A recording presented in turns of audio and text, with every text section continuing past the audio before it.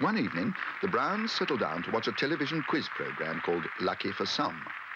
To their surprise, instead of seeing Ronnie Playfair, the quizmaster, Paddington appeared on the screen. "It's all right, Mrs. Bird," he announced. "Mr. Gruber's with me." Yes, said Ronnie Playfair. "Hello, everyone. Well, now, tonight you have a choice of subjects: geography, history, or mathematics."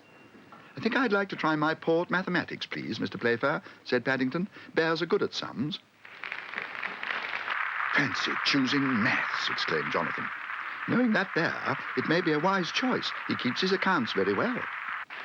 "Good. Well, here's a nice easy one to start with. For £5, how many buns make 5? 2.5, said Paddington.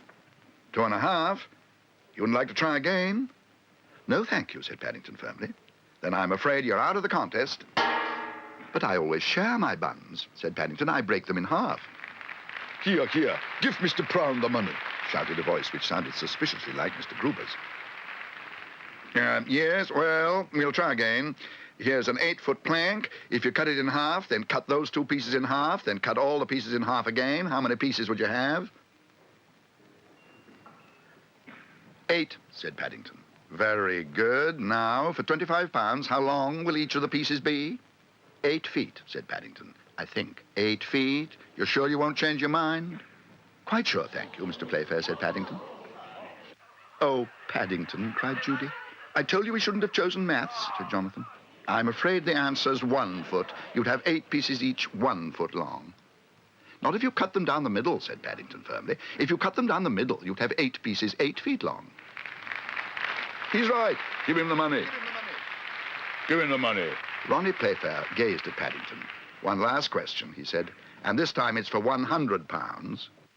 "Why ever doesn't he stop now and make sure of what he's got?" said Mrs. Brown. "If it takes 2 men 20 minutes to fill a bath using 1 tap, how long will it take 1 man to fill the same bath using both taps? You have 10 seconds starting from now."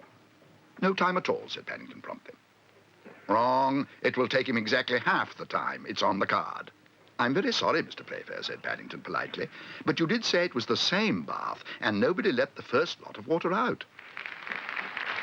"He's right," exclaimed Mr. Brown. "Give him the money." "Don't be silly, Henry. He can't hear you." "I don't know so much," said Judy. "Look." Back in the studios, Ronnie Playfair seemed to be making the best of a bad job. "Congratulations, Bear," he said grudgingly. "You've won the jackpot." "I've won a jackpot?" exclaimed Paddington hotly.